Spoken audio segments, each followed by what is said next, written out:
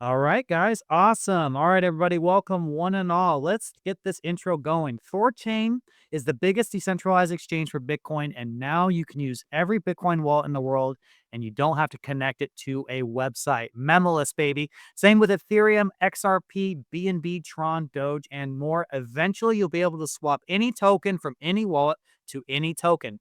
THORChain is turning into a full layer one liquidity engine where apps can be built on top of it. Speaking of which, today's topic, the new app layer Rujira unlocks lending, perps, Bitcoin-backed stablecoin, token launchpad, NFTs, prediction markets, and so much more. You guys, THORChain isn't just a DEX, it's becoming the protocol of a pure uncensored liquidity. Swapping on THORChain is permissionless. There is no KYC. Anyone in the world can use it. And to use it, you go to swap on THORChain, go to thorchain.org, click on swap. New features and functionality will be added to the site over the next few months. THORChain's token is called Rune. That is spelled RUNE. Someone's transmitting sound. If you can mute yourself. You don't need to buy or hold Rune to place a swap on THORChain, but the fees deducted from your swap are used to buy Rune, and this Rune is the yield that goes to liquidity pools and nodes. There are no block rewards on THORChain. 100% of the yield is real, and THORChain is deflationary, with 5% of the revenue being burned. If you hold Rune on a centralized exchange, you need to withdraw into self-custody because those tokens can be used to short sell Rune and drive the price down yourself. And once in self-custody, you need to look into bonding your Rune to a note to earn some of the yield. A really great site to do, guys, is runebond.com. It is so easy. All you have to do is select a node, request a whitelist, and then bond your Rune. You can also anonymously communicate to them on runebond.com as well. RuneBond and RuneTard and many other people, guys, we are having an initiative here where we are looking for new node operators, and we want to be a broker to find node operators and provide them with bond providers. So if you want to bond your Rune, reach out to @RuneTard on Twitter. You can also reach out to me, Kenton, a lot of people. We will hook you guys up and get you started. THORChain has another token called TCY. This token is kind of like a preferred stock where 10% of the protocol's revenue goes to these token holders. If you deposit crypto into Savers or took out a loan on THORChain, make sure to claim your TCY token so you can start collecting this yield. And anyone can buy the TCY token on thorchain.org when you click swap. There's a THORChain community Discord and Telegram you can join to learn all about THORChain and make lots of friends like me. To find the links, go to @THORCommunity. That's @THOR community account on X. Guys, these spaces are geared towards anyone in your THORChain or Rujira journey. Whether you're brand new or you're a hardened veteran, we're going to be dropping some bombs today. We will shake up things today, I promise. Okay, guys, let's get this party started. My name is Denny. My other account is Patriot Sounds, and we have the RuneBond account up here today. I've been doing all this THORChain stuff for about half a decade now, content creation, education, all the good stuff. I am so excited for this episode, you guys. So I'm going to kick it to my buddy, Kenton. How you doing, Kenton? Yeah, good. Thanks, man. Half a decade. It's crazy. You start measuring this stuff in I decades know. now, eh? Yeah. It's becoming a significant part of my life, and I think yours as well, brother. Yeah, it has. I mean, I do this. I'm working nonstop for the last few months. Like, I was talking to some people about it here this week, and like, it's just, it's interesting. It's exciting. Like, we're in the forefront. We're changing the world here, and especially I think about it. People talk about like being an OG. You meet people who are like, "Oh, I've been in crypto since 2012 or 2014, whatever, and blah blah blah." And like, I feel like the OGs and THORChain are the people who are in it right now. All you guys listening, people who stuck around in 2025, like might be not technically be an OG, but like if you're still here now, you're sticking it through, and you're THORChain through all this. Like, you definitely deserve to be considered an OG. Um, so yeah, pleasure to be on this journey with you guys. Absolutely, 100%. I see Redacted in the audience. If you want to come up, Redacted, love to have you. But we have Rujira and the Pragmatic Monkey, excuse me, account up here there. I'm gonna kick it to my French monkey. How you doing, sir? Hey, hello, all good, guys. Very, very excited today. A lot of very cool developments on our side. So yeah, very happy to be here and catch you up. Right. So I think to catch up, I'll just do a brief intro into exactly Rujira. I did mention it, but guys, what it is, if you don't know, Rujira is the app layer built on THORChain. All the like economic primitives on a centralized exchange where you surrender custody and you don't know what's going on in the back end. Think FTX, right? Or the money, the numbers on your screen weren't real and there was no assets there and everyone got rugged. That does not happen, right? We are building something truly revolutionary here in a complete DeFi suite. It is absolutely incredible, and it's just getting started in 2026. So, Pragmatic, I'm going to kick it to you. What is the latest going on with Rujira? What is happening? Okay, so first, I'm gonna touch on credit accounts because that's was supposed to be the initial topic when you reach out, and there have been some developments there. But most of the space will be focused on the other side, which is the spot trading side.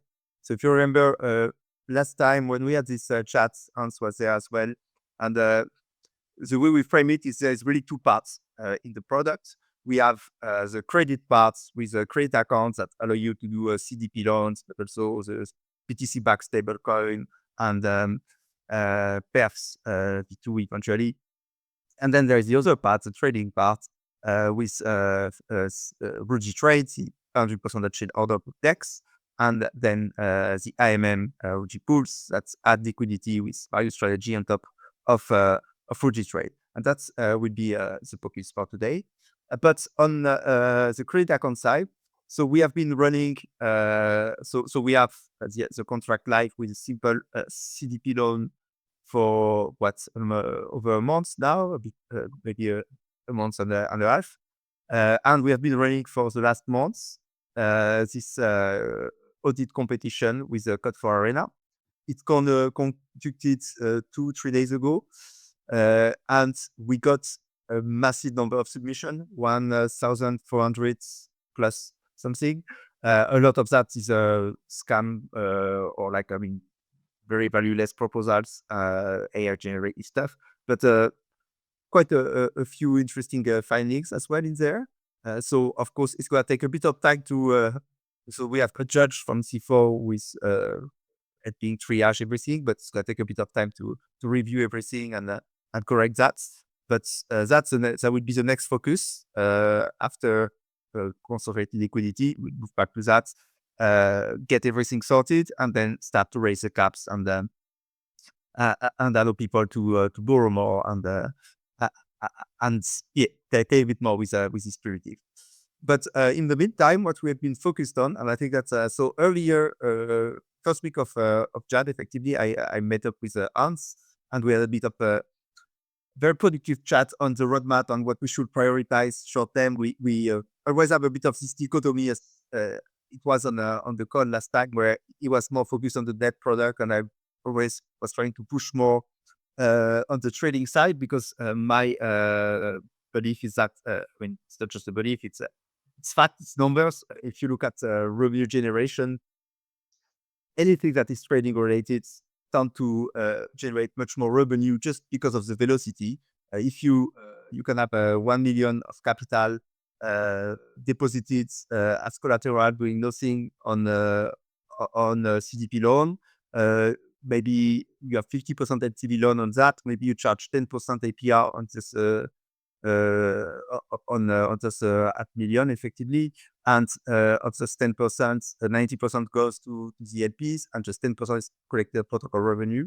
It's not much. Then if you have the same 1 million of TVL in your IMM and you churn this liquidity every day, and every time you churn it, you get a fee, just like basically your pool on THORChain. You get a much higher velocity of capital, and the same 1 million of TVL will bring much more protocol revenue. So even though, of course, we are not just here for number go, it's important to start with what's gonna generate most revenue, most traction, because then it gives us also the tools, the power, the attraction to get more liquidity into the ecosystem. The more Ruji price go up, the more we can set some from the ecosystem front, for example, with limit orders, not cancel any upside, to create any downside pressure, just muting a bit the upside. So with very responsible policy, we can set down a bit. And every dollar we sell, we put that into liquidity on the app layer, and that create permanent liquidity that generate money on volatility effectively if we put it at work on the AML. And so I'm really excited because now that's what we have been focusing on historically on. So we have the order book, which is the DEX, just a place where you can put orders by yourselves, but it's separated from the IMM, and we have different contracts that act as automated market makers that add liquidity to the order book. So that's something very unique of Rujira, of our architecture. And it's very good because it allows to aggregate liquidity from multiple sources. So some sources will be just regular user order. You put a limit order, Kenton put another limit order, like all of that has liquidity. Someone can come swap with a taker order and consume this liquidity. Then we will have we have XYK strategy, so similar to what you have on the base layer pool. Very basic. What was effectively Uniswap V1 built on. The issue with that is that it's not capital efficient at all. On THORChain, on the base layer, you get some good capital efficiency because there is streaming swap, but generally speaking, it's like if as a LP, as a liquidity provider, it's not how you are gonna make a good return, because pricing from 0 to infinity effectively mean most of your liquidity is never used.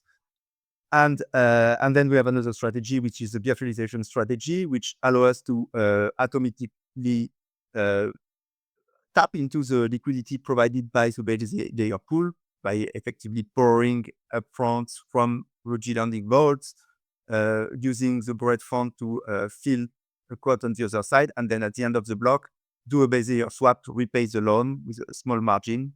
And this way, we can have atomicity, even if in THORChain design, it's technically not possible to do anything on the app layer before after. Like you gotta do something on the app layer, then do a base layer swap and do something else in the same block. All the trades are executed at the end of the block on the base layer, and they are executed after all the smart contract action have been completed. So this strategy is a different source of liquidity, and it allows us to go around this limitation of THORChain and tap into base layer liquidity, but not in a super efficient fashion, because we have to factor in the risk of price moving inside the block and add a bit of a margin. And then now we start to build correlated liquidity strategy. And so the first one that is coming is called CCL, so custom correlated liquidity. It's using effectively a similar design to Uniswap D3. So you can define a range and provide liquidity inside that range, but with some improvement to that. So one of the improvements is you can really customize the spreads. So how much you can see. So let me try to take you through the user journey. How does it work? You have, let's say you want to provide liquidity in BTC, USDC. So you have the views that BTC is gonna go up, but it's gonna stay more or less in the range, and you're happy to take the risk. Like you don't want to be just holding BTC. You are happy to effectively have a mix of BTC and USDC, and within your range, make money on volatility by selling whenever people want to buy, or buying whenever people want to sell. That's the job normally of international finance that market makers are doing. And one of the beauty of DeFi is that it allows anyone to become a market maker. And LPs using this type of strategy effectively are traders. They are like, most people who trade, want to make money trading, don't do that. I mean, you can trade like very long-term time frame and do that manually, but otherwise, like if you want to trade like at fairly high frequency, you're not gonna stay in front of your computer and buy and sell every 5 seconds or whatever. this is not gonna work. And even if you are to do that, like you will have to be insanely focused and you could do that only for one pair at a time, most likely. It doesn't work this way. So most of the volumes you see, trading volumes those days, whether it's in traditional finance or in crypto, come from algorithmic trading, automated trading. Either you are tech savvy enough to design your own bots, your own strategy and trade, or DeFi offers this incredible opportunities that everybody can do systematic trading via IMF strategy. So becoming an LP and effectively make money on trading price movements, so trading volatility. Can I? With I'm sorry, Pragmatic Monkey. Can I interrupt you real quick? Um, uh, apologies, sir. I just want to be clear. So, like, when it comes to, because a lot of people on THORChain, they think that the AMM design, the swapping against the pool, is an obsolete, or it's at least a less efficient thing. But is it true to say, with custom concentrated liquidity, the concentrated liquidity element that is coming to THORChain via the app layer? And so we essentially are getting both systems, right? Is that my understanding correct? yeah, so I'm gonna come to that in a bit, how it benefits the base layer. But yes, short answer is yes. Via some a bit convoluted indirect mechanism, but it's gonna come to the base layer, and it's gonna eventually change things a lot. I think that is a new liquidity model for THORChain. Um, but maybe I'll tell you a bit more, like just on the user journey, what you can do with it, and then we can discuss how this will impact our chain. Good with that?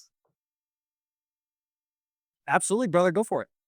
Okay. Okay. So yeah. So as a user, so now let's say you come, you want to trade the volatility on Bitcoin. So you look at the chart and you will decide, okay, I'm happy to be 100% in Bitcoin below $70,000, and I'm happy to be 100% in USDC above $150, for example.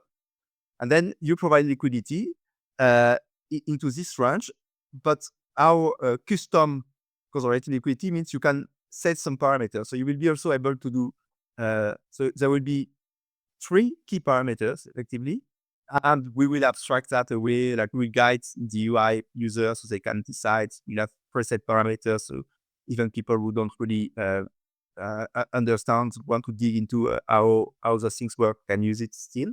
But effectively, so on those parameter, you will have one that is the spread you want to take. So because it's an order book, the way you make money effectively is, so you will have, as a trader, a market maker, you will have a stock of Bitcoin and a stock of USDC.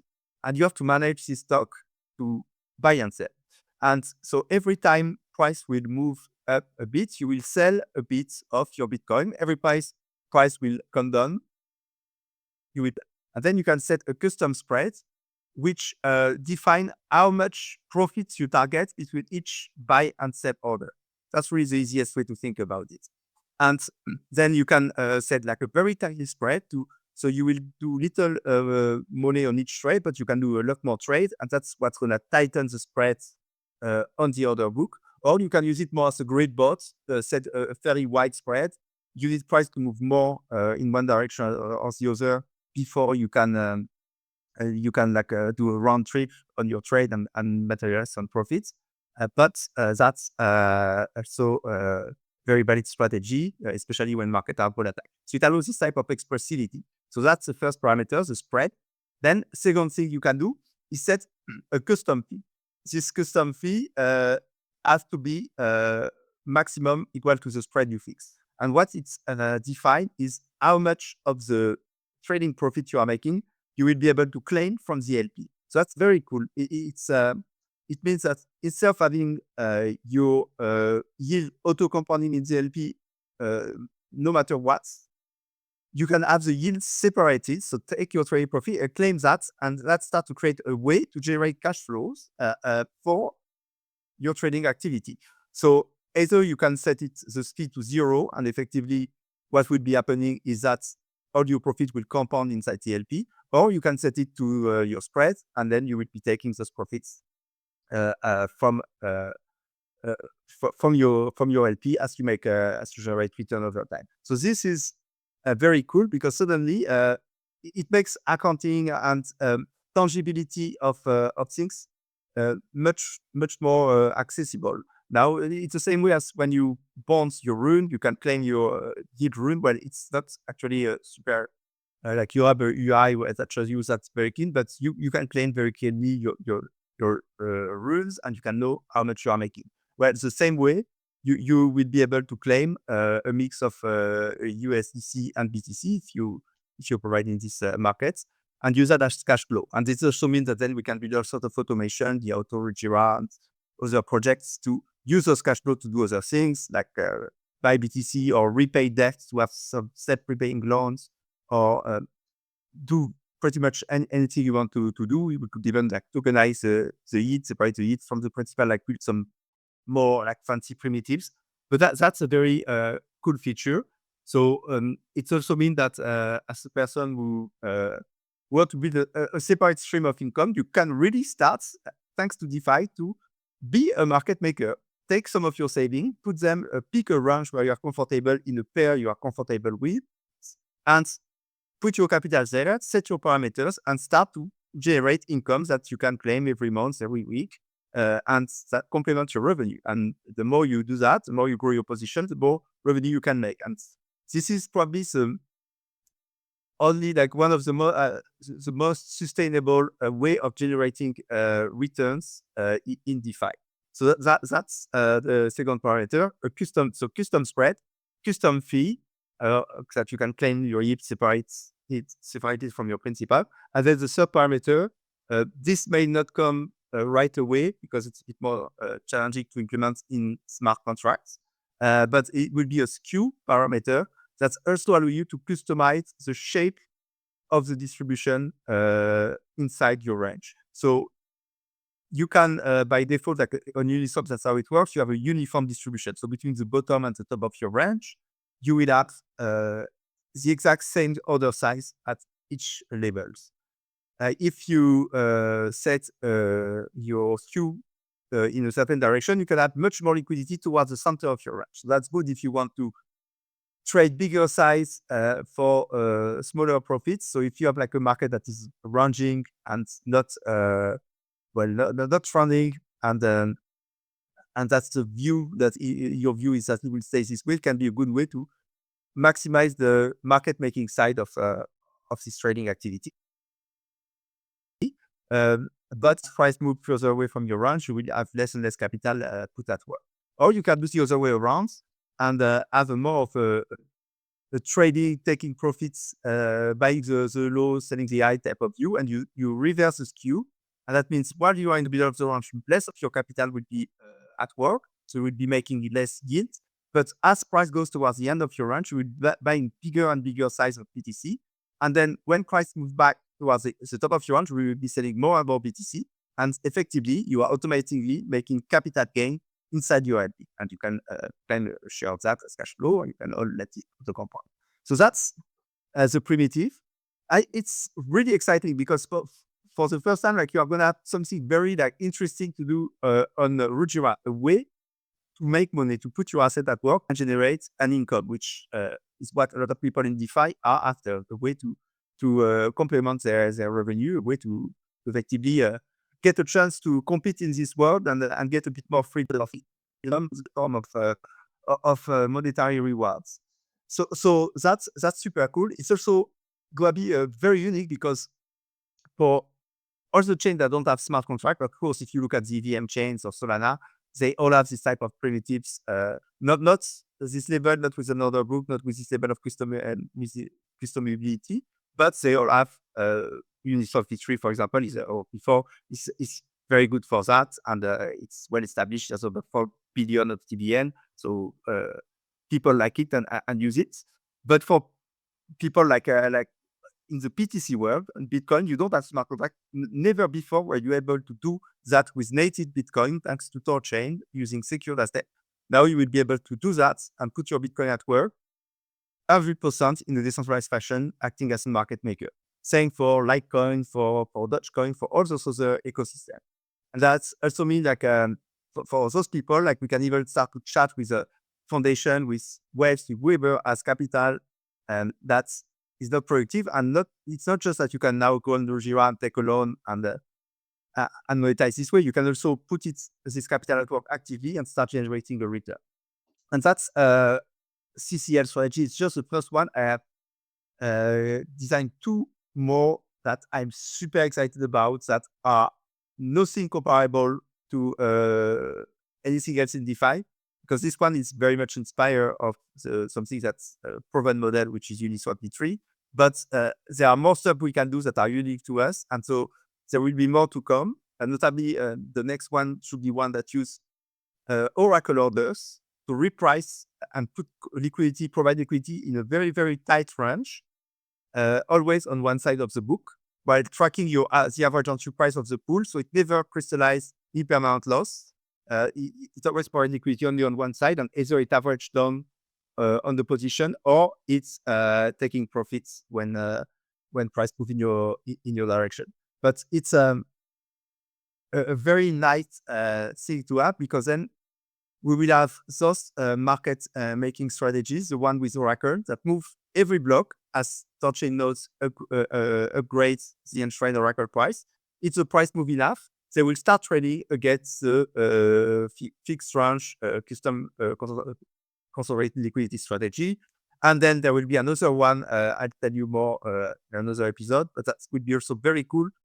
Similar to custom consolidated liquidity, should be a model where every user can have its own position.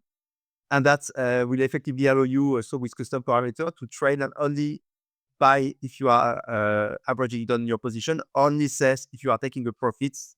And that would be very, very nice tool to have.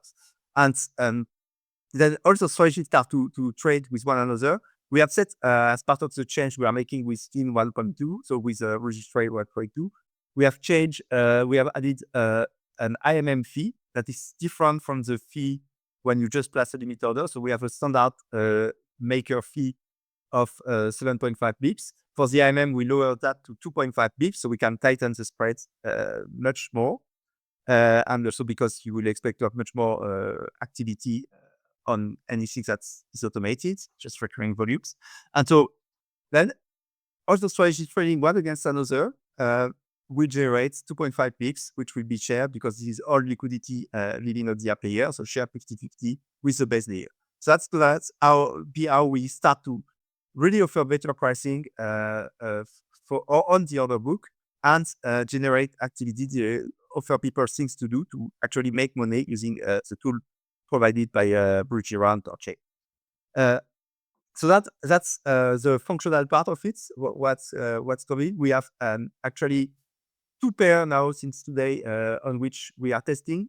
One is Rune BTC. So you can go actually on Rujira.network, go on the trade and spot trading. You will see the order book. And if you select the Rune BTC pair, you will see it currently has a spread of 0.06%, which is very, very good compared, and we could tighten that a bit, even a bit further.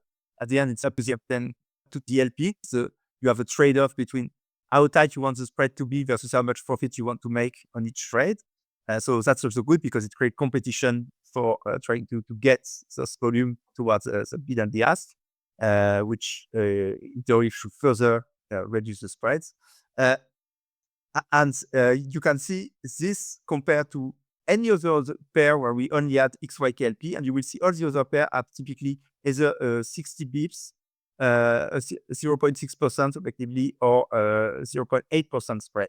So it's a 10x improvement, and suddenly like being sub 0.1% is quite a good metric. So that's very exciting. We have that on real BTC. And we have that also on the WBTC BTC pair. And there the spread is even tighter because this is a stable pair that was set out pegged one to another. And so we on this one, we made the IMM fee only 1 bips, and we deployed a bit of capital at a tinier, like 2 bip spreads. So if you look at it on the order book, we have 0.00% spread there. So it's very, very tight. So tight that with 2 digits, you cannot even see the percentage. So that's very promising. Now, what this means for THORChain, it also means we are going to start to be able to have proper liquidity on the app layer to arbitrage with a base layer pool. So if there is anyone running app bots on THORChain that is listening, now start to look into how to integrate your apps with Rujira trade order book decks. You will be able to, instead of having to buy on the base layer pool and sell on a centralized exchange or the other way around, you can buy on the base layer pool and sell on the app layer and keep, you will have like a much faster, much more efficient execution, because you don't need to move funds out of the base layer to the app layer, to your centralized exchange. And you can start to tap into so for now, it's still very small, but soon there will be much more liquidity deployed. We expect to attract users. We're also going to start deploy some of our own liquidity into the pool. And then you have a very a credible source in-house to arb against base layer pool. So go have a look, start to look at how to integrate with the app layer. And if you need any edge, get into the Discord or on Telegram, and we'll be able to guide you, provide you the documentation you need, also things. So that's very exciting. That's one thing that is coming. And then, well, yeah, maybe I have been speaking a lot, so maybe I'll let you react to all that, and then I can go into what would come after logical evolution. I'll go real quick and then I'll kick it to Kenton. So there's a lot to break down there. So right now, how arbitrage happens, right? Well, here's the thing: is like, so for people listening, I'm trying to figure out myself is like, how exactly is this all going to interchange, right? Because let's say we have limit swaps, right? Limit swaps do well. Then we have rapid swaps where swaps then can trade against other swaps in the opposite direction. And now we have CCL, custom concentrated liquidity on the app layer, which basically allows anyone to help with arbitrage as well. So I, how do those things interplay? Do CCL applies after a rapid swap on the base layer? Like, to me, like, I'm trying to understand the order of operations. Which would go first, or they happen concurrently? Is it just like a big fight? Like, how does it work? So the order of operation is always inside the block. Stuff will happen on the app layer, and that it's always at the end of the block that the base layer swap are executed. So that's always going to be the case unless THORChain change completely how it works. But this is a good design in a way, because it allows to protect base layer swap from the something cheap. So app layer has an advantage. Do I understand correctly? Yes, it has a big advantage, and that was going to be the next part of of what I'm going to cover. But before we go there, yeah, maybe I don't know if Kenton or if you want to dig a bit more. But yes, the order of operation, just maybe let's just walk through the flow of arbitrage. What happens when there is an arbitrage, and why 60% or so of the volume on THORChain are arbitrage? It's because you have 40% of the usage, which is real people, real users who want to do a cross-chain swap, where BTC on Bitcoin wants ETH on Ethereum, and they do one of these swaps. And this big, large swap, they will turn to, because the base layer pool are XYP pool, even a tiny swap tend to move the price quite a bit. So the way THORChain handles that is with streaming swaps. So they will break down this swap in a lot of different swaps and stream that over like several hours, multiple blocks.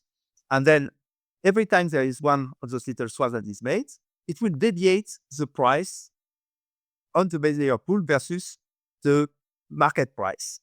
What is the market price? You have different way to define it, but for an arbitrager, it would be effectively all what it cares is, let's say, arbitrage using liquidity on Binance. It will care about the price on Binance. And if now there is somebody buying BTC and selling it on a base layer pool, now the price of BTC on the base layer is higher than it is on Binance. So the arbitrager, what he's going to do is going to sell is gonna buy BTC on Binance, and at the same time sell it on the base layer, and buy it at a lower price on Binance, sell it at a higher price on the base layer, capture these little profits. That's what is happening. Oh, I'm sorry. I didn't mean to mute you. Someone requested, and I went to click who it was, and then it disappeared, and then it became the mute button. I muted you, Pragmatic Monkey. Unmute yourself. Oh, sorry. Where did you lose me? Just like, No, I didn't lose him. He's good. I heard the whole thing. oh, I'm sorry. We'll keep going, Pragmatic. Okay. So you have this little price dislocation, and then the arbitrager will come and buy on or let's say sell on the base layer pool because it's more expensive now, and buy on a centralized exchange somewhere else. And now what we do with Rujira Trade, we give a venue, a different venue, the same way that you have Binance. You can also use the liquidity that you have on the app layer to do those arbitrage. That's one thing. And then there's actually more because the app layer has a certain advantage, which I'll come in a minute. That was to just trying to answer your question about order of operation effectively, and how trying to wrap your head around how arbitrage works. Kenton, do you have something? I'm just curious, like if app layer is charging fees and base layer is charging fees, is it just more fees on top of fees? And then, like I'm already worried about base layer fees being too high relative to sexes. And then if we go and add on app layer fees on top, and we're just getting, just more fees again. Could, um, do you think could that be a problem? Like, could that affect volumes and efficiency of all this and deter? So yes, there's definitely friction added by the fees. So the good thing is we have a different fee tier on THORChain for secured assets, which means, so whenever, for example, that's what the virtualization strategy is good to provide depth to the order book, but it's not providing any competitive pricing because you have to pay the base layer fee plus the app layer fee. But the app layer has a different fee tier. Like we have a mid-slip fee mil bips fee secured asset, and which is different for L1 min slip fee, which is for regular cross-chain asset. Currently, it's both are set at the same level. It used to be historically, it was the same at trade assets. So trade assets and secured asset had a lower fee, 5 bips versus 10 bips for regular swap. And since Narine started to experiment with fees, they ended up aligning all the fees. I don't think, like I think for the secure assets, it would make a lot of sense to lower that. And I think that's something we should do once we start to have the full value chain in place. Yeah, fees are a consideration. Fees on fees are a consideration. And the fee you like, if we are talking just about arbitrage, the good thing is the fee we take on the IMM side, on the real side, is just 2.5 pips, and we may even lower that at some point. So it remains like very small versus most centralized exchange and venues, and we can play. It's just a parameter. As a much bigger one is on the 10 bips, the base layer tax. So I think there would be merit in lowering that, and just experiment with those different fee tiers and see what brings a net bigger increase in not just revenue but also volumes. I think. I mean, both there's merit in trying to maximize both metrics. Eventually, probably revenue is more important than just volumes. But maybe you want to increase volumes for a time first to get back this big market share, and then increase the fee a bit. But we will have like flexibility to play with that. Now, maybe I can detail a bit more about what it could look like and what we are going to do next after we have all those consolidated liquidity strategy on the app layer. Okay, I have a question, about the fees. I want to follow up. The because app layer, you have to use a THORChain address, the wallet, right? And all the secured assets exist on your Rune address. Does that, I mean, it'd be easy to track that address on your trading history in your volumes. So could you adopt, say, Binance's commission schedule and apply that to someone's Rune address so that they are effectively paying the same fees on app layer that they pay on Binance? So you mean a volume-based fee or? Yeah, yeah, Yeah, yeah. yeah, okay. Yeah, so that's if you look at the issues we have on our GitLab, that's one of the things I would like to do. It's not for now, but eventually, it's so as a lot of things, it's complex to do 100% on chain, this type of things. But there is a way. There are trade-offs with sort of security risk it adds to the system. So we have to take a view there. For now, we are not there yet. Still building the important blocks like the market making strategy. But eventually, yeah, that's something. There's at least one way to do it that we have in mind. If we are happy to, which will involve using proxy contract, which can introduce some risk as well. So if we can find a way that we are comfortable from a security perspective to put in place, then absolutely this is doable, and that's something I think we should do. Even so, there is a bit of ideologic things, like we try to create a fair financial ecosystem where everybody has the same level playing field. Doing volume-based fee tiers is kind of a bit against that. But on the other hand, if you pay lower fee because you do much more volume, it's still like adds up. And as long as everybody accesses the same fee tier based on their volume, you can say it's still fair. So that's definitely something we look into, and that's the technical challenge to implement. But that's something like that is actually it's on the roadmap. So yes. Because I keep thinking, like, you know what? Why isn't THORChain the biggest DEX in the world? Or biggest, let me phrase that. Why isn't THORChain the biggest exchange in the world? And, you hear about volumes and all these other DEXs are taking off or high or whatever. And you think, well, what about THORChain? It's like, well, these other DEXs, like the tokens that are creating their volume, those tokens only exist on that DEX, on that blockchain.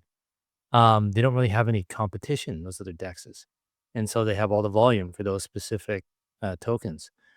Whereas like with THORChain, we've got all the tokens that trade on THORChain. I'm not sure I follow. Can you repeat that? Okay. So I don't know if you've been paying attention, like in 2025, like a volume on DEXs to actually went up. Like it's done well on Uniswap and PancakeSwap and other DEXs. And THORChain volume went down. And so a lot of these other DEXs have seen actually increases in their volumes. And I've been wondering why. And I'm inclined to think it's because those other DEXs, like the tokens that trade on them, are unique and specific to that DEX. They don't trade anywhere else. So the only way to trade those tokens is on that DEX. And whereas like they don't have, so those other DEXs don't really have any competition. Whereas with THORChain, I don't think that's the case. well, just let me finish my thought. So whereas with THORChain, they're actually like the tokens that trade on THORChain, there is actually a ton of competition on the centralized exchange space, right? And especially obviously Bitcoin and Ethereum. And every centralized exchange trades them. So THORChain actually has a lot of competition. And I keep wondering, I wonder if it's just as simple as getting our fees down. And that's how we compete. So I keep in my mind, I keep thinking we got to strive to get our fees down to same level as Binance. Um, anyway, you wanted to say something. Yeah. So I don't think I agree with this view because if you look at Uniswap, for example, I'm on it right now. Look at the volumes. Go on Uniswap app. That Uniswap explore tokens. Look by tokens, rank by volume, and you will see what's making the most volume in the list. It's USDT, a different version of USDT, USDC, ETH, USDC. Then you have one token that's some random stuff, screw of the moments that will probably disappear in a few days. Then ETH again, wrap BTC, Sol, some wrap version of Sol on Ethereum, USDC, USDT, BNB, So you see, it's mostly stables and the large caps. It's some form of wrapped BTC, BNB, and Sol. And that's stuff that we can accept Sol, but soon Sol. That's stuff that are already available on THORChain. The all those various Thailand small token at the end, they are a very small part of the trading volumes. If you look at it in aggregate, and usually it's always the same stuff. You have a few memes or whatever that will really perform and go big, but most of them tend to just have a lot of team the big and go down over and over, and volumes get to nearly virtually zero over the long run. So I don't think that's it. I think the difference is really about liquidity. THORChain has been losing market share because there's been losing liquidity, because there is this reflexivity with real price. All native asset appear with Rune. Rune price went down for various reasons, which started with really the collapse of THORFi. And with that went down liquidity. I remember looking at the liquidity utilization ratio. So how much volume you churn on THORChain for every unit of liquidity in the base layer pools.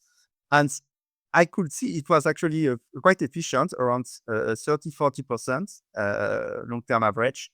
And it did not matter whether you had whether you increase the TVL. Like if volumes were a function of demand and not liquidity, that would mean that the more the TVL increase of the base layer pool, the less volume you use compared to the liquidity in those pool. But it's not the case at all. Actually, if anything, it was a very slight slope to up, meaning that actually more, when you had more TVL, you are having also more volumes. What happened is Rune price went down a lot because there is this, everything is paired with Rune. It means every time Rune price goes down, you lose liquidity in base layer pools, and you can facilitate less volume. And so you have to think about volumes for THORChain if you want to model it. Like a good way. I mean, that's how I model it. At least I think it's quite a good way to do it. Is you assume your revenue is not a function of your volume, but your volume is actually a function of your TDL. And you will be doing 38 to 48 your TDL in volumes typically every day. And then the more you increase your TDL, this ratio will stay constant, and the more you will scale your volumes. So I think that has been the issue. It's not tail asset that's going to move the needle. It's really just increasing the liquidity in the base layer pool, which is no longer possible THORFi. And that's where Rujira becomes so relevant, because we are providing now an alternative model to better use liquidity. And you have two ways to increase. So if you accept this assumption, which I come back with data that volume is a function of TVL, and the ratio of your utilization ratio is fairly constant over time, then you have two ways to scale revenue and volume. Either you actually scale the TVL, or you could use this TVL more efficiently, so increase this ratio. But THORChain with streaming swap is already using this liquidity for XYK pool super efficiently. So then how does it do super efficiently? It does it using a streaming swap. So what streaming swap do is effectively trading better price execution, better pricing for time. So you will have a slower settlement time for your trades. It may take a few hours if it's a big one, but you will get a better price. And that's how you keep using this liquidity well. But you cannot expand further beyond that without changing from the XYK model. And this costs user time. And there may be users that are time sensitive and rather have the same price or slightly worse price, but get their swap completed instantly or much faster. And so I think that's just in terms of why is not THORChain the biggest DEX. I think the constraint here is really we need to scale liquidity. And then how do we scale liquidity? Well, since THORFi, we can't scale liquidity of the base layer. So we have to scale it in a different way. And how do we do that? We do that with the app layer and with by bringing more a better conservative liquidity strategy on the app layer. And then I can go on how this can then reverse back into affecting THORChain competitivity. But first, I let you react in case you don't agree with this view. No, I do. That's great. Thank you. That actually makes sense. Yep. Okay, cool. So then I see Coke had his hand. Oh, Coke has so a maybe hand. I take your question, Okay. and then we go to the exciting steps. And how do we put all the pieces together eventually? Check. I have two questions. One was already before, like about what's the risk about the proxy contracts. That's the question before, but I actually disagree with the liquidity cases that you gave us, because our biggest problem is actually getting the swaps when there are like more amounts, like let's say 1 or 2 grand. So near it ends always gets mass, and when it comes to like huge swaps, we are only provider usually when it comes to like 32 BTC or something like that. So I don't see liquidity being the blocker for us facilitating instant swaps. So I try. Maybe you. What I'm telling you is based on data. If you take, you can download on the THORChain chart.org. I have, it's fairly outdated, but let me try to find. I'm going through my many spreadsheets. I'm going to try to find the chart of liquidity utilization ratio and share that into the Rujira Telegram. That's where I would have been. Yeah, I understand what you. I totally understand what you mean, but at the same time, when it comes to facts, we are usually missing out small swaps, and all the big swaps come to our way because either we are Yes. just. But one is not doesn't prevent the other. It's not because big swap come to THORChain that increasing liquidity won't increase the volumes.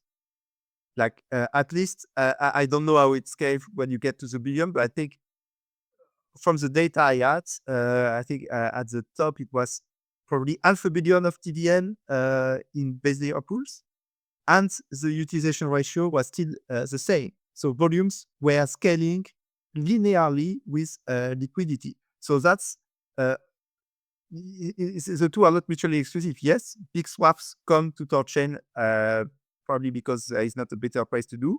But yes, if you increase TVL, you get more volumes, and this has been the case historically and consistently over more than 1 year of data looking back at it.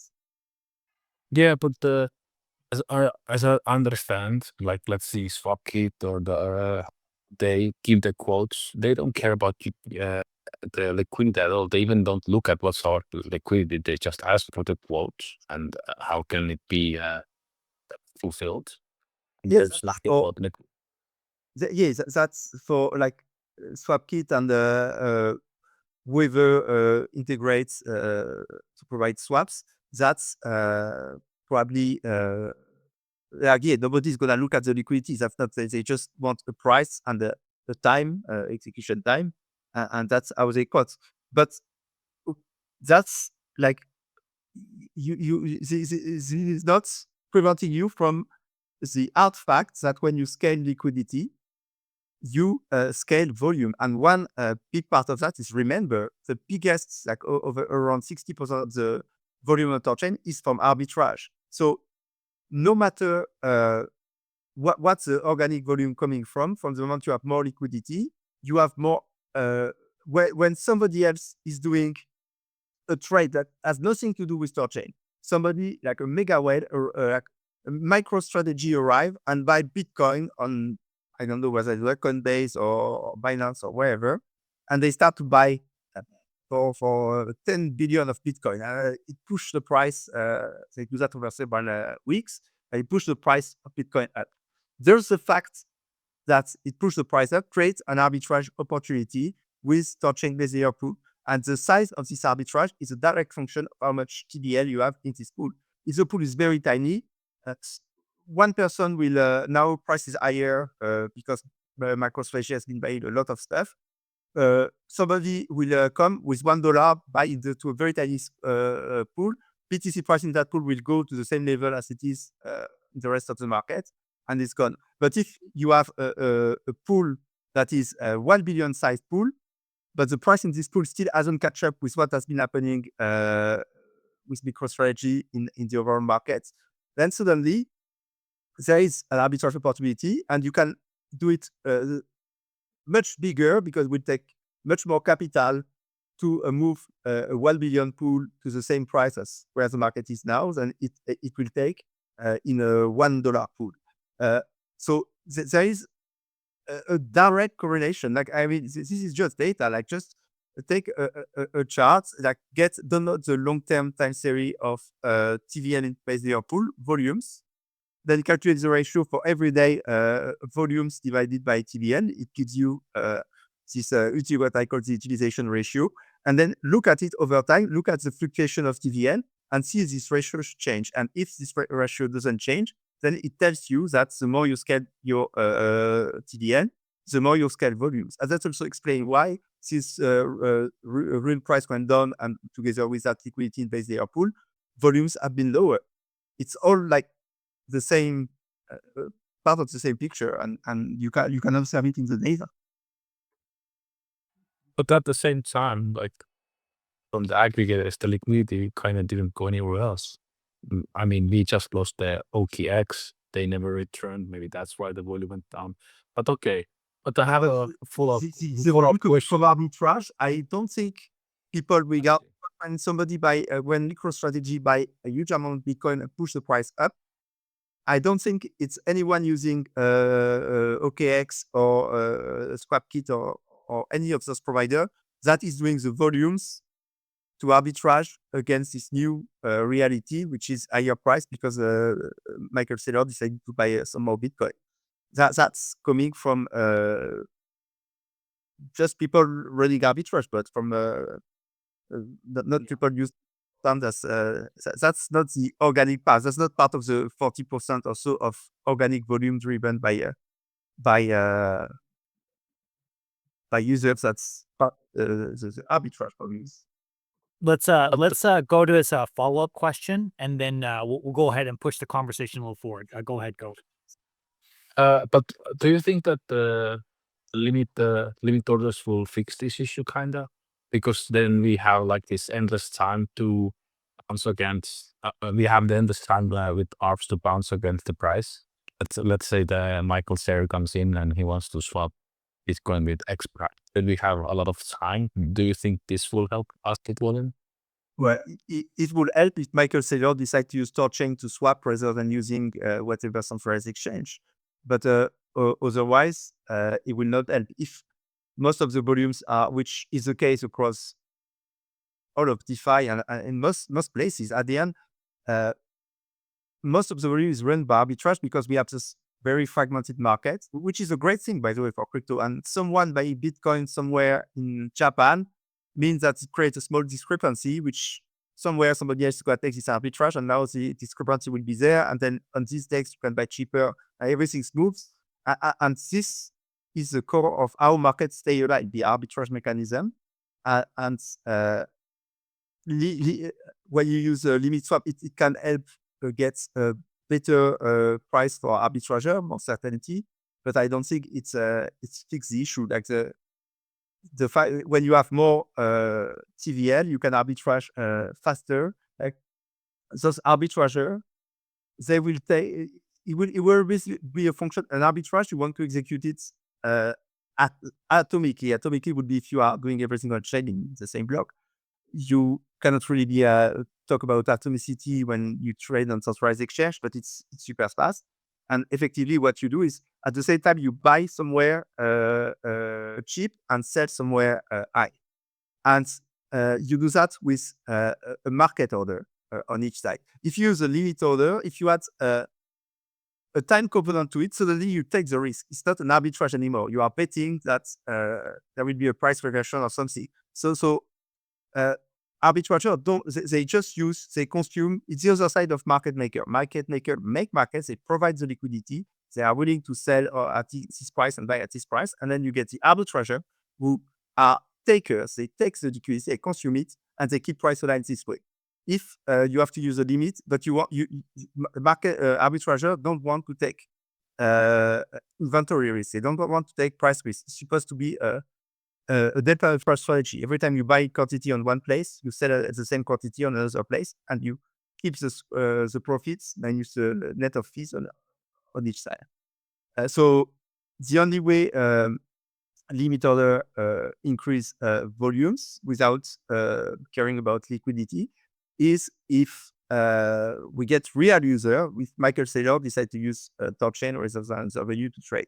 But otherwise, if the volume is just the result of Michael Saylor buying on another venue and arbitrager taking this, those arbitrageurs will be doing taker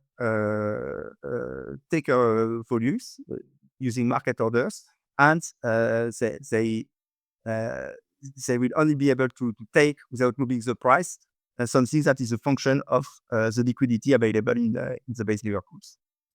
Oh, this is pretty cool. I love hearing this stuff. So, guys, just a reminder, and Pragmatic Monkey, I'm going to kick it back to you in a second because I know you have more exciting things to tell us. But if anyone in here has questions, please go to the Rujira and Telegram and tag me.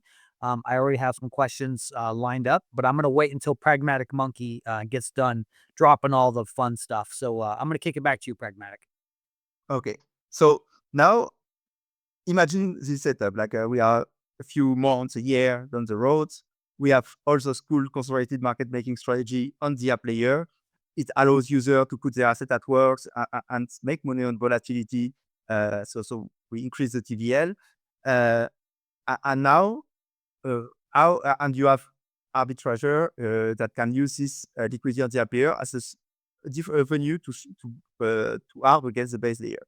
Now, what we can do is, and that will be a priority, like something we did not mention in the roadmap, but likely something we will look to do earlier rather than later.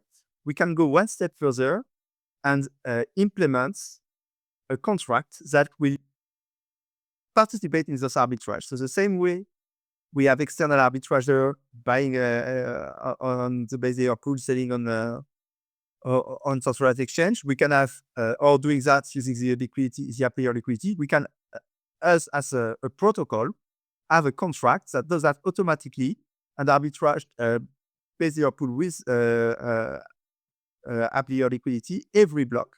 And because the app layer has this unique benefit that because it's on THORChain, it's part of THORChain, and because we have this on-chain scheduler, we can actually inject transaction at the end of the block. So we can already know inside a block what's going to be the shape of the swap queue and know exactly what people are buying and selling. And we can use the app layer liquidity to take the other side of the arbitrage and participate in the arbitrage in much more efficient ways than traditional arbitrager. And where it becomes very interesting, and that's to be confirmed, like us, we'll have to look into the code, and but it's just what we think based on our limited understanding for now of rapid swap. Where it becomes very interesting is suddenly with rapid swap, we can use that to increase the speed of settlements. So it's not just, we can, for sure, we can do that to improve price. And that we know because we have been looking at long-term data as well. And we can see that typically arbitrager in average let the price deviate by 40 bips before they bring it back to whatever is the market price. And often it goes a bit further than that. And that's because, I mean, it makes sense. If there is not enough competition on the arbitrage side, that means you can let price deviate a bit more and capture more profits on each arbitrage. What we can do is come here and by arbitraging, targeting a lower spread, a lower deviation, we can make the pricing of the base layer pool more competitive every block when there is a swap. So that's step one, that's for sure. But now step two, with rapid swap, in theory, what we can do, imagine someone wants to buy 1 million worth of Bitcoin with USDC. he put a swap for 1 million, the base layer pool, or let's say 10 million. Okay, it's too big in theory. Like the base layer pool would need to stream that over like many blocks to process it all.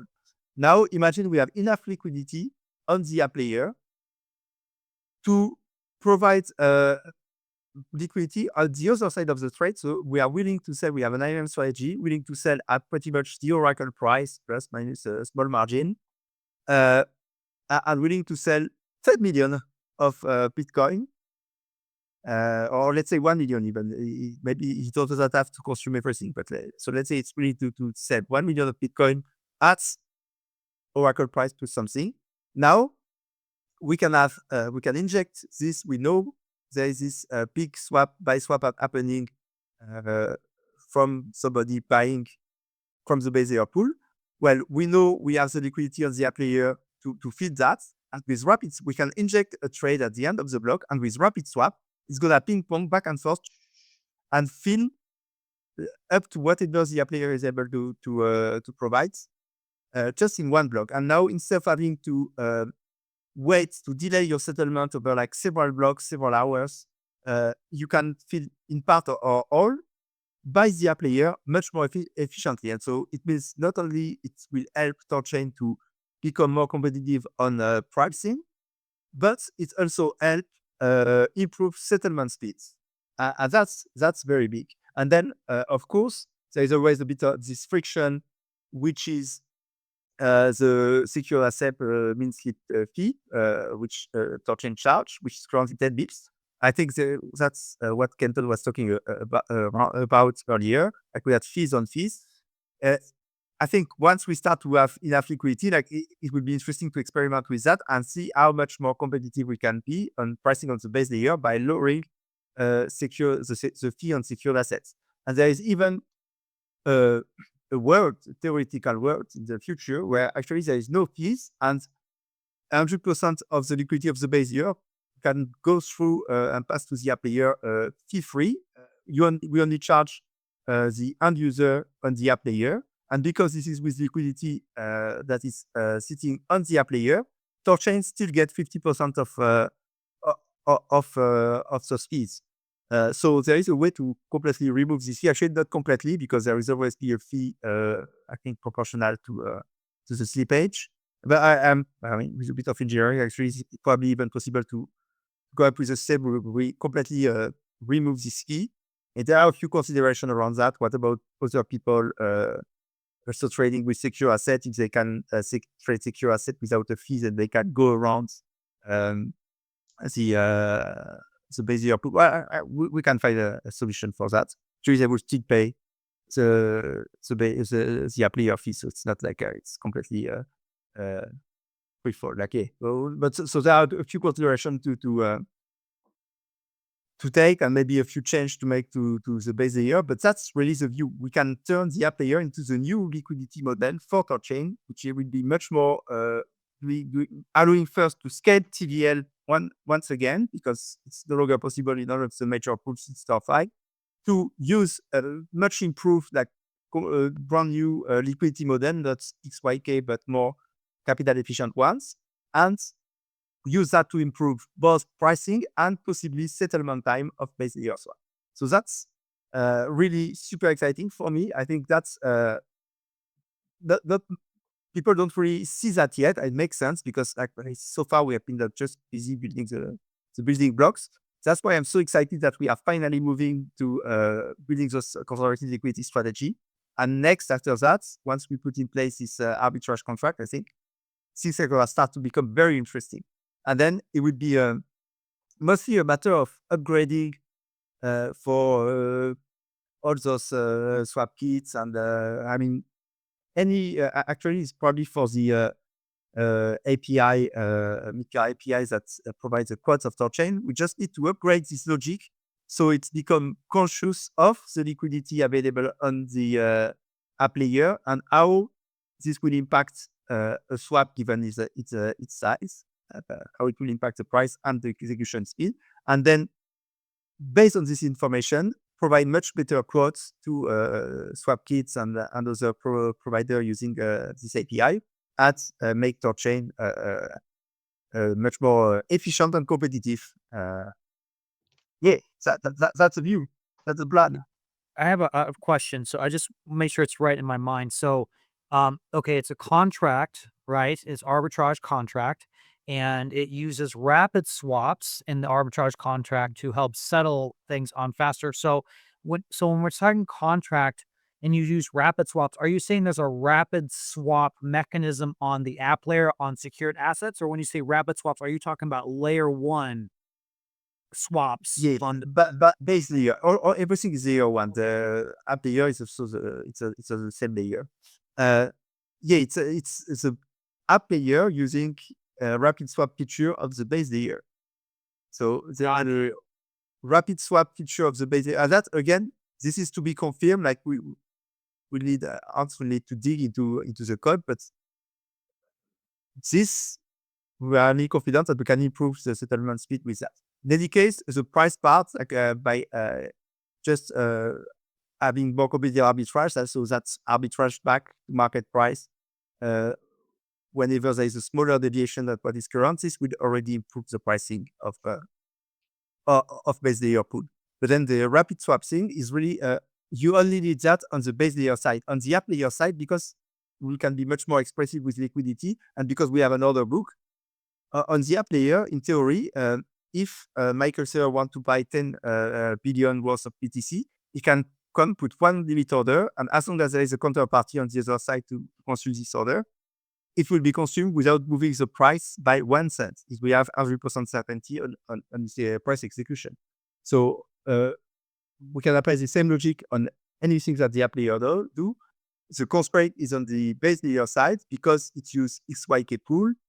It has to, like anything you do, will always move the price depending on size of the swap relative to liquidity. And then rapid swap just allow you to compensate to when you have two swap in opposite direction to effectively match them one with another. And what we do here with the app layer, and that we can do that's unique to the app layer because it's built on THORChain, we can, instead of having to wait like, Michael Saylor want to buy 10 million BTC, you have to have the coincidence that at the same time there's somebody else want to sell 10 million worth of BTC, and then your rapid swap will match those two together. The odds of that happening within the same 6-second blocks are close to zero. But if we have always liquidity standing on the app layer ready to take the other side, then suddenly you can have the app layer being the one, the liquidity on the app layer being the one injected in the base layer to be the counterparty of this rapid swap and do this ping pong to consume this order till it's fully filled, or till we exhaust all the liquidity available on the app layer. So the constraint would then become how much liquidity is available on the app layer. I wish Chad Bareford was here because it really sounds like this is a perfect synergy between trade accounts, rapid swaps, and the app layer itself. I hope he hears this. I hope maybe we can clip this and send it to him. Have you talked to Chad about this? I mentioned that a while ago before Christmas, but we haven't had any serious discussion about it. It's a bit too early. Like first, let's build those conservative liquidity strategy, and then we have a science, by the way, every week with THORChain. We are on the THORChain engineering call, so we'll bring that up with Chad is always there, and we'll bring that up with him and Perfect. see how we can do that in the best possible way in due time. So that's actually the question I have. You answered the other question actually, so that's good. But the one question from audience member is they're curious to know what Familiar Cow's meeting with Rujira will be about. Is there anything you can hint there or talk about, or is that confidential? Familiar committee. Oh no, that was I think that wasn't the BD front. That was the GP Nami meeting up with him just to exchange about which access he has, which foundation, notably this type of things. There's certainly nothing secret about that. Just Okay, regular business. sounds good. Kenton, do you have anything? This is this is a lot for my brain to chew on here, but this is sounding pretty promising so far. A lot of work to be done, of course, but No, just listening. No, keep going. okay. So just to be clear, you have the app layer, it has this contract, it uses rapid swaps, and the yield extracted from capturing margin on arbitraging the pools using the app layer. I'm sorry if you said this, I didn't miss it. How is that distributed? Does that go to Ruji stakers, or how does that work? So yeah, so in theory, and by the way, all of that again, like oh, I don't like to go to the space because then I feel like I'm on the spot, and then everybody is gonna assume what I say. Yeah, no worries. Now, I know that this is not exact. All of that is ID in our math, what we think, what it's kind of change. It may be constraint we don't see. They're like, oh, of course, it's not worth see. So, but so yeah, in theory, each of those arbitrage generates value for the base layer because all of those arbitrage we will pay the secure asset min seed fee, which is 10 bips currently, and therefore we don't have to share anything. We could keep 100% of those arbitrage profits and use that for to distribute to these stackers. However, I think it makes sense to share a share of that, and how much it's TBD, but maybe 30% of that with the base layer. And in exchange of that, this is a way to further like align interests. I think that's how I see it, and reinforce this cooperation. And also, then it makes it become more relevant for the base layer to decide to reduce the secure assets in CLP. And then there is probably an optimal point to find where the min slip fee is lower enough that we can arbitrage more volume. So the more the effectively the base layer lower the min slip fee, the more competitive the pricing of base layer swap via this arbitrage strategy. And the money, it's the more volume, hopefully. So actually, it's possible that even with the lower fee, you still make the same money from that. But on top of that, it means the more arbitrage volumes, and it capture back some of those arbitrage volume. Plus, actually, like the base layer is insanely winning in this situation. I mean, if you look at the economics, especially if you distribute some of the arbitrage profit, because that's pure profit for them, where they are making money on both sides. So on one side, the secure asset min slip fee that is paid by the app layer to the base layer, but also on the other side, the counterparty to the trade is app layer liquidity. And so that we charge, especially it could be IMM strategies, or any fee we charge. So if it's the IMM strategy filling it will be the currently 2.5 IMM fee we charge. We share it 50-50 with the base layer. So they get money on both sides. They get the app layer to pay them for the base layer swap. They get a share of like 50% of the profit of the liquidity consumed on the app layer side.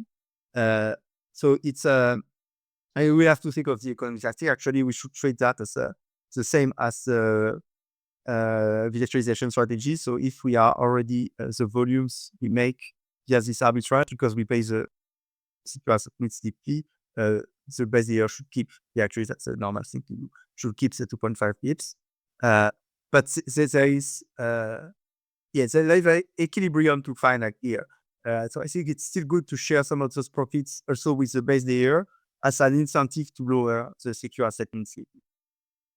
Yeah, it's an interesting conversation. So I think there's a conversation going on in Dev Discord right now about people wanting to be able to compete in arbitrage on the base layer, right? I don't remember exactly how it's worked, but there was some discussion about changing the internal mechanics to basically make it more fair, right, for people to compete in arbitrage. Because right now, sometimes like these really big swaps, it's like one arb doing all the work usually, right? But I'm wondering if this advancement using the app layer and with rapid swaps coming on board, I wonder if that makes that conversation moot now, because it's sort of it solves the problem, right? Because now people can use the app layer, which has an advantage because it goes first in the order of operations in terms. Is that right? Would you say so? Like this No. makes big, or am I wrong? So I haven't followed this discussion, but I think you should. It's not gonna magically solve everything. There is a constraint here, which is the liquidity available on the app layer.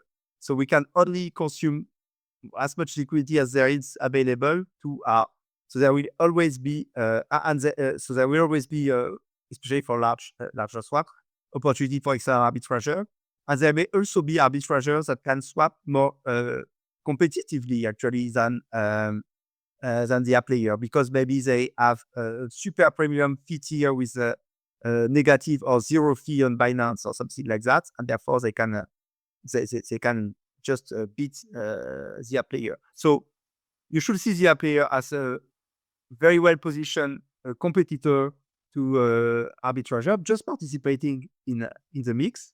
But it's just good. It will increase competition on us, which will result in better pricing. But I don't think any discussion there are currently on improving arbitrage for external arbitrager should be dismissed. Actually, maybe there are things that can also benefit the app player, and maybe we will see. Like we'll see how the field evolve once we get to that, and if we see an opportunity like there are changes that are being made that we can use, maybe it's also beneficial for us. That's an interesting point you raised. It actually goes to what Kenton said about the need to reduce the fees on THORChain, right?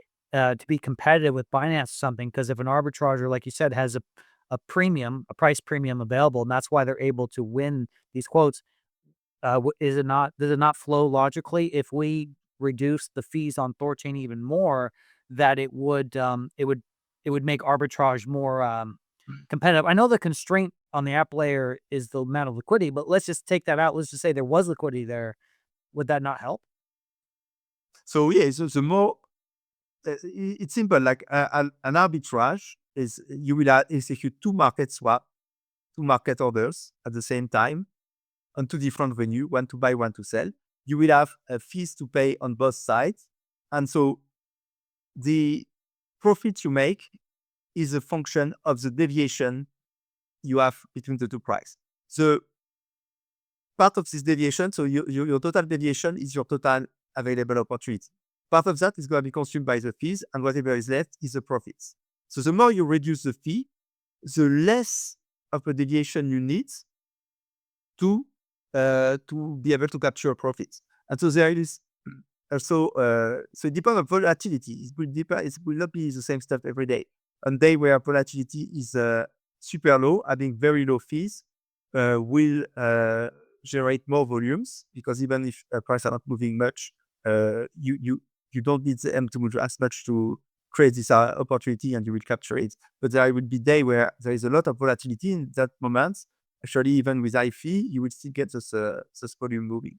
But yeah, in general, the lower the fees, the less the price deviation between two venues to arbitrage. So it's lowering the fee helps, but there is also, I think, a natural limit to that. There is really an optimal point to find, especially THORChain is a fairly slow chain, like 6-second block time. It's slow compared to Hyperliquid or other like purpose-built chain for higher frequency things, or definitely much less fast than any centralized exchange, which don't even have the concept of block time. Effectively, it's just limited by the speed of light. So I think another thing that will help is if we eventually can reduce the block time from 6 to 2 seconds, as it was the plan at some point. That's complexity, but that can help further improve volumes and efficiency. But there is a direct link here, because if between, so blockchain means you divide the world into blocks. Blocks, at the end of each blocks, we do a consensus and we agree on what's the new state of the world. If we can only agree on the new state of the world every 6 seconds, that means actually it makes sense to have higher fees versus Binance, for example, because on Binance they can agree on the new state of the world, except there is no agreement with the state of the world. So it's one person who can just decide every nanoseconds what the new price is. And so as soon as there is a little deviation in price, you can capture it. So you can do much more volume because you are not constrained by these 6 seconds wait 6 seconds, do your things, wait 6 seconds, do your things. So in that case, you can have a much higher velocity of your capital, and having lower fee can still mean you overcompensate with volume, and it leads to higher revenue. In the framework of THORChain, with this constraint of 6 seconds wait between each time where we do things and refresh the state of the work, then in 6 seconds, the price can move much more than in 1 nanosecond. So actually, because we have this constraint, maybe it's likely that what maximizes your revenue is having a higher fees than the Binance or another thing, and you will necessarily do less volumes. But because you have to wait 6 seconds with each block, you will tend to have higher price deviation from one 6 period block to the next 6 period block. And therefore, because there is a bigger price deviation, you can take, so there is a bigger price deviation, meaning there is a bigger arbitrage opportunity. And therefore, you can capture a bigger share of this arbitrage by having a higher fee. If you just reduce the fee, but you don't increase the speed at which you can do this transaction, all what you do is cutting your own revenue and give that as profits for arbitrageurs. Okay. I can keep going, but Kenton, do you have anything? That's really interesting. That's a good point. Pragmatic. Yeah, that makes a lot of sense. That's glad. Yeah, I think it's a very good conversation. It's good we discuss those things. So glad we are all up to speed, and then we can move toward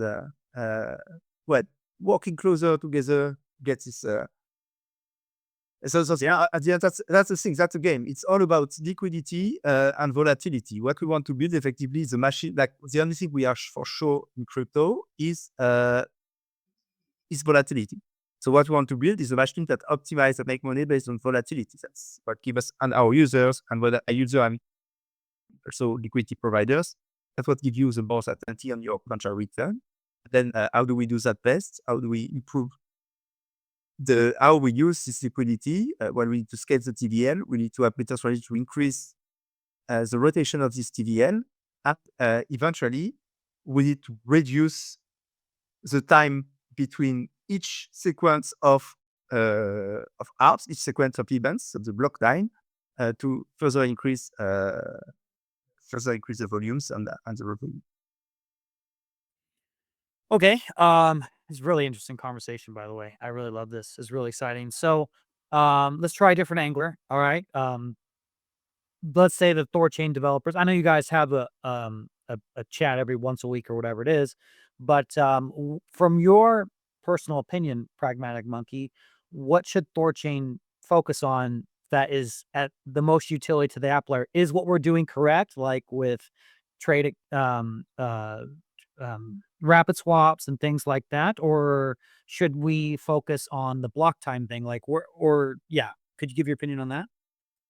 I think the priority seems good to me. I think adding a few key chain is very important, because I think Solana and a bunch of Zcash, I think those are very good initiatives. These are big chain with large token with a very decent volume. So that's one way to scale up scene. And then eventually reducing the block time, I think, will be something we have to focus on. But before that, I think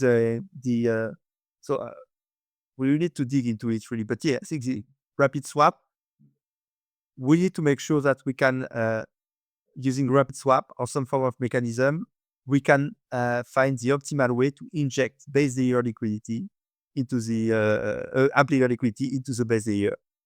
So we can really provide more competitive swap, and we can allow THORChain to scale TVL again, TL into liquidity pools, not THORChain. Let's say put also bonded value of bonded asset into TVL, but that's no impact on the efficiency of swaps.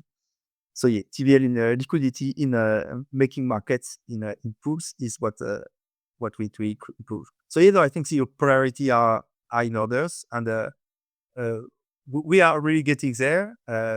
For me, that depends on hands, of course, but for me, ideally, we would do those 3 correlated liquidity strategy. Be done with that. So already we have a very good base of things people can do at the app layer to generate money on volatility. And then next to this arbitrage contract, and here is where we need to nail it in terms of what we use. And it's possible that rapid swap activities, we can use it directly. Maybe it needs a few tweaks, but I think that would be an important one. And then once we have all that in place, also upgrading the logic of the router to make sure the code provided by the base layer pools are conscious of the liquidity sitting on the app layer. Makes sense to me. Okay, guys, I'm gonna kick it to the audience here. If you guys have any questions whatsoever, I'm not really getting a lot of questions. I hope that means we're doing a good job explaining things. I do love that. But if anyone wants to come up and ask a question, I don't know how much time you have, Pragmatic Monkey, but we've been going for about an hour and a half now. Really good conversation. Just to kick it back to the very beginning. So, we mentioned very early on, you had the code audit that ended January 16th, about 6 days ago. About credit accounts and about potentially lifting the caps. There's like thousands of, 1,000 plus submissions. A lot of them are nonsense. But do you have a time frame on roughly when, or if you don't know, it's okay. But do you have a time frame on when maybe we might see the first cap raise on credit accounts, lending, borrowing? So I would, you know the rules. I don't commit to any time frame, especially because at the end, I'm not a dev. I'm not the one doing the work. So I'm not going to speak on the behalf of other people and take the risk of putting them in the bad situation. And then Totally fine. I know audience, we go on long runs. It's inacceptable, whatever. Yeah, but it's better. The only thing, every time we try to put a time components into doing stuff, usually like with pretty much every other software company, it doesn't work, and then people are mad. So why commit? Okay, let me ask it this way. From what you heard, is there any bugs that have been found? I know we haven't gone through all the bugs yet, but any bugs we found there far that are like super critical, or is it just, minor, medium bugs or whatever you said? Nothing super critical, but there are. I was speaking with Zephyro earlier, was reviewing all of the submission, and he was making like a very important point, and said there are effectively it's a consideration of how much flexibility we want with those credit accounts versus how much risk we are willing to take. If you take all of the different pieces in their isolation, all the choice we have been making works fine. But once you start combining those pieces, which is really what makes Rujira so powerful, this full stack things to work together, it's also add a lot of room for risk, for complexity, for unexpected behaviors. And so there are some design consideration and decision we need to make on constraining things more than they are versus being okay with taking certain risk. I think that's pretty much how I would summarize trade-offs. Okay, could you do a quick reminder here on the governance of the app layer? So, node operators, they have supreme authority, I would say. But you, like the core devs of app, like let's just say some bug happens. Do you guys have like a big emergency stop button on the app layer? Like, how does that work? If there was some No, we don't have a big emergency stop button at the app layer. Only the node operator have this big emergency stop button. Like they can pause either a specific contract or they can pause the entire app layer if they want to. But us as a team, we control parameters of the contract we deploy. We can put caps or gift caps, this type of things. But it's built on THORChain, on top of THORChain, which has this consensus mechanism run by node operators. We cannot pause the chain or like doing that. And I guess it would be possible to enforce some pause button in the contract. That's a very bad design. I mean, No. What we're not. we're at decentralized finance. Yeah, of course. No, I understand that. That's What my main thought is, I don't think we've ever paused the app layer. I know the app layer is not really, it's in its early stages, but I wonder if that's something we should practice, right? Because I mean, we pause chains, right? We halt trading and signing. I'm wondering if it's maybe I'll talk to Slambammer about doing a training ceremony with pausing the app layer, because I don't think that's happened before, to my knowledge. No, it hasn't happened, and there was no reason for it to happen. So that's a good thing.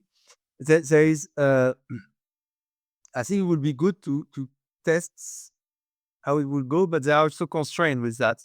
By the way, that's something Star Squids was working on. So if you from the moment we introduce leverage products, which is like, let's ignore pairs by Levana, like this is gonna be depreciated and the volumes, those things. But from the moment we have create accounts, and especially from the moment we have pairs V2 with high leverage, any pause of the app layer means like some people are gonna win, but some people are gonna lose. They may get liquidated, or they and you take the risk that price move a lot in the moment during the period where it's the app layer is paused, and then when you resume, price have moved too much and there is bad debt. So that could be a potential risk. So we will not want to stop it for too long. But also for people trading pairs, you take the risk that somebody don't get liquidated where it should have been, and same result effectively. You create potentially bad debt in the system. So posing like, and also like it's a bit unfair for people like suddenly, I mean, it's paused and you cannot adjust your position. So one thing we have thought of is if the app layer is paused and when it's resumed, you should have like a 1 hour delay or something like that before the Enshrine Oracle come back online, and therefore it gives like people 1 hour to adjust their positions. But ideally, like you will never want the app layer to stop. I think that's it's a great power to have, but it's also great risk, and there is no magical solution to that, because that's the thing. Like if you're in decentralized finance, and you have to live with certain risk, and one of this risk is it's a trade-off. Like you give the power to the operators to pause the app layer, but that also means it has consequences for users, and so it's and we could remove this to give more certainty to users that it will never stop. But the unique position of THORChain first means that you may still have issues, because sometimes there is an issue with a connected chain. At least for this chain may create some trouble, but I think that's manageable. But the posting, if you remove it on the other hand, then if there is something that goes wrong or hack or whatever, then there is no pause button to anybody can press, and that can also be an issue. So maybe I guess it's better to have it at least initially, and as we grow, as we ossify things a bit, maybe at some point it makes sense to remove this superpower from the operators. I don't even know if we should use it once. Now the more I think about it, I don't even know, because if, let's just say, like there's a primitive on the app layer that fails, well then it fails. Like it is what it is. If you pause Rujira, then that could cause a cascading problem, right? And more harm than good. So, I mean, yeah, dang. It's the same as with any blockchain, even probably more complex for THORChain due to such other chain connection. But at the end, it's do you do DeFi and code is low effectively, and if something goes wrong, it goes wrong, or do you actually have someone or some authorities that can post things, that can rewrite the state of play? It's just really DeFi. But, Right, because pausing THORChain, that's meant to protect THORChain itself, but if the app layer does not directly threaten THORChain, then I don't really see why you would have to pause. So yeah. Coke has his hand up. I'll kick it to him. Unless you want to respond to that real quick, Pragmatic Monkey. I have to use the restroom. I'll just be absent for like 20 seconds. nothing to add to that. Yeah, I had just a small question. You mentioned just before, like it depends how much risk credit accounts wanna take up on. Can you explain what's the risk factor about that? No, I mean, there are many. We have built credit account to be very permissive, so you can do effectively theoretically, anything from the credit account. You could use any other product. You could open per position, take debt on NPs, do things, but then all the things are interconnected. So we just need to think carefully about what are the second order, third order consequences, risks that could be there. And maybe like what is dangerous are the unknown. So maybe actually a better approach would be to restrict what a credit account can do, and instead like use a whitelist system, and instead of being super permissive, it's super restrictive, except you explicitly whitelist something. But that's also like limit a lot more what can be done. So yeah, it's we have we have to review all that and go through it. Like it doesn't make sense. I'm not even a dev for me to dive into all that now. Okay, understand. But in that case, what's the stance of team? Like, should we go super risky with credit accounts? Have all those different So sure, like let's first review everything and think about it, and then we will see which kind of restriction. Okay. Or so it's if part of the discussion we want to put. Yeah. I see. But just to clarify, this risk is just for Rujira itself, Rujira holders or the Rujira primitive players, stuff like that. When people is holding like the base layer THORChain stuff, they are not affected. No, that would be a more risk for users, say not for THORChain itself. Okay, perfect. I had actually one question before. It was super like an hour ago about I think you touched on like proxy, like proxy contracts and risk that brings on board. Can you touch on that as well for a second? Yeah, well, same here. Like it's just it would be more a question for a dev, but effectively a proxy contract would be like an intermediate contract that can do stuff on the behalf of another contract, and doing that would give us a lot of flexibility. But it also means that it increases the risks surface, because it's the same thing exactly as with credit accounts. Like you can have unintended consequences, and somebody getting some access from when he can do something he's not supposed to be able to do. So it has to be again thought carefully and weight the extra risk versus the benefits. Okay. Volume play. Okay, now I see. I see the risk. Okay, so basically having all those different functions. I guess we are not gonna have flash loans on top of Rujira, but having all those different functionalities and combining them, that can actually have a vulnerability for some kind of function, right?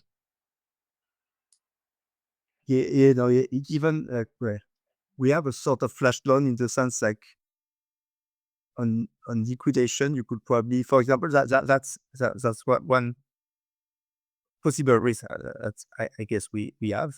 Like for example, when you liquidate a position in a credit account, you can do certain things, and there is some checks that are being made at the end that you have repaid enough collateral to clear to put back to the position the safe level of LTV, that you don't have repaid too much, so that the user is penalized more than necessary.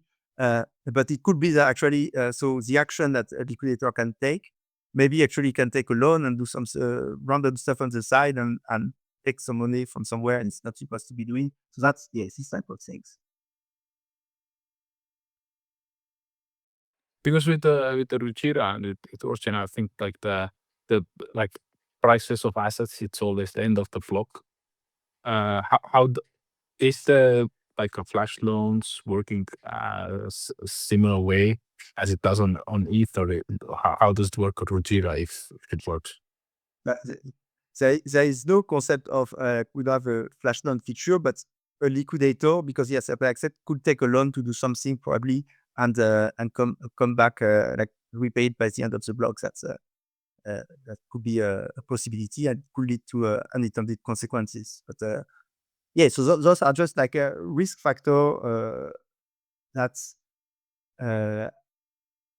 exists in the environment from the moment you build those interconnected system. And I don't know exactly what you expect me to tell you. It's just like stuff that we have to consider and take into consider. Yeah, just take it into consideration and take views on how we protect against that. I have no expectations. So I'm just touching the ground, trying to understand. Uh, Actually, mainly all the questions that I have in mind is like how much of this risk would translate to the THORChain, because I'm a stakeholder of Rujiro, obviously, but also in my mind, I would like to have this like ground level THORChain, the main blockchain, be as safe as possible. So that's my angle. Yeah. No, so that's okay. So that's something I can answer, and that's was always one of the core principle: separation of concerns. So no matter those are risks for users; they are not risks for the base layer. I mean, indirectly, it's risk for the base layer because they are interlinked and they are revenue flowing and because for revenue flowing, it's just Rujira, so the base layer has something to lose, but there is no direct risk for the base layer here. Remember, everything you can do, like the app layer smart contract can do on Rujira, are things a regular user can do on THORChain. There is no special privilege or extra stuff that can Eat through it. Yeah, that's actually true. I remember way back when you gave us the app layer, the speech, you said like the Rujira only can do the send, receive, everything as everybody else. But you know, after the THORChain, you have this like the PTSD, like you just, I know it's dumb question, but you still want to ask it twice. I'm sorry, but yeah, you understand. no worries. No, I understand. You always have that question. That's true. Probably I'm not the best to answer, but they are like a valid question nevertheless. Yeah, no, so separation of concerns. That's our risk more for Rujira users, bigger users, but that they are for. I got a question though. How does raising the is that like a value that you guys can configure? How does raising the caps work, like programmatically? Is that just something that's toggleable, or how's that work? Raising the cap. That's you. Yeah, there's a cap right now. How do you raise that? Like, what's the government there? No, that is that we have there's a multi-sig that deploy the contracts, which are multi-sig deployer, and from there we can control certain parameters of the contract, and one of those is how much you can borrow, just caps, and that we can update it. Gotcha. Okay, that was it. Man, this has been a great conversation. We're on 2 hours here. Kenton, did you have anything else? I'm not really getting any more questions from the Rujira community. Um, yeah, this has been really exciting. Pragmatic Monkey, I was kicking back to you. Is there anything else whatsoever that you wish to talk about, or maybe we didn't cover well enough on your side? Go ahead. I really, it's now very excited about finally focusing on those market making strategy. Very excited about putting my own asset at work, but so using those where it would be possible. And yeah, then yeah, I hope from there people come start to just try things out, get a taste of it, and yeah, hopefully start yeah, making some return for themselves using those tools and doing stuff that you can do anywhere else and doing with native assets thanks to THORChain technology. So super exciting time. And then once we are done with that, let's focus on how we further integrate this into the base layer to make the world of THORChain more competitive, both in terms of pricing and speed of Love it, execution. dude. And you know what? I just thought of something. Because Redacted, they're a separate team, right? Have they? I haven't heard. Maybe I missed it, but is there a timeline for when they go live? I know there's really like not a lot of systems that we can use, but will that be concurrent maybe with when we really get when lending and stuff gets going? Yeah, so at the end, everything has to be reviewed, to be integrated to our cost base. So it may delay a big things, but otherwise they're almost there. Like they are doing now user testing in our community user group. And they are in the process of at least they have scheduled an audit. I don't think it has started yet, but yes, they are fixing a few issues we pointed at for that. But it's getting very close. Okay, that's crazy. So pretty soon, maybe not simultaneously, but when Rujira really gets going, we'll have an entirely functional private layer. That is so freaking powerful. I don't own enough Rujira, I can tell you that. Holy crap. So cool. So cool. Yeah, no, redacted. It's a very cool thing. Like to have privacy layer on top of all that is very nice. Absolutely, man. Okay, guys. What do you guys think? Is this a good time to end it? The 2-hour mark, so we can get people mad at us because part of the space was still too long, but at least it's not 4 hours. I don't know. What do you think, Kenton? Yeah, I'm actually a bit tired, so I'm happy to go. Yeah, wrap it don't up. work yourself too hard, man. I know you've been grinding. And by the way, guys, shout out to Kenton. I'm always in DMs with him, and the dude is slaving away. So make sure you take your little siesta if you need one, buddy, because we need you tip top. The year's just getting started, but you're friggin' going for it, bro. So I think your comments on the message report. Good stuff. Absolutely.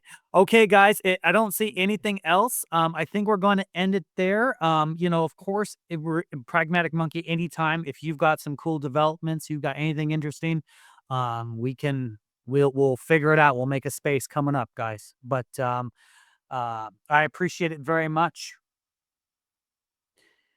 All right, and then so this Saturday, guys, we're going to have the Let's Exchange people Monero, the Monero sex, excuse me, with Nadine. That's really excited. And then January 31st, we're going to have a swap D kit. It was a THORChain aggregator made by Valley. I'm interested to learn about that. I don't know enough about that. I don't think. Wait, is that? I don't know. It's on the thing. I don't know. I hope so. Oh shoot! Oh, sorry, that could be my bad. Sorry. Did I put that in there? I can't remember if he confirmed or not. I need to follow up. Sorry, guys. Okay. No problem. But he is. This is a new. Sorry, Pitch. I'll just jump in. It's a new aggregator, like swap kit. He built his own. So yeah, I'm trying to get him up to talk about it. But let me confirm with him. Okay, no worries, Thanks. brother. And scratch that, guys. So we'll definitely do the Monero sex tomorrow. And then if you guys have a topic or a team, maybe redacted, would like to come up or something, we want topics, guys. So give us some ammo here because we're reaching out to everyone possibly can. If you feel like we're falling short in an area, let us know. We'll do better. So all right, guys, I think we're gonna wrap it there. I hope everyone has the rest of your work week, and we will see you again Saturday. Take care, everybody. Bye-bye. Bye, guys. Thank you for having me. Bye.